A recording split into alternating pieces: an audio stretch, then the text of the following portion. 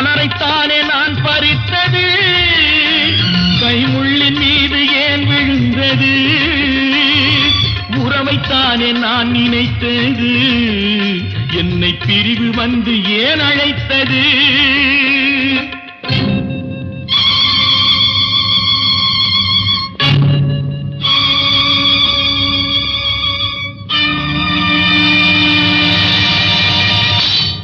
எழுதுங்கள் என் கல்லறையில் அவள் இரக்கமில்லாதவள் என்று, பாடுங்கள் என் கல்லறையில் இவன் பைத்தியக்காரன் என்று.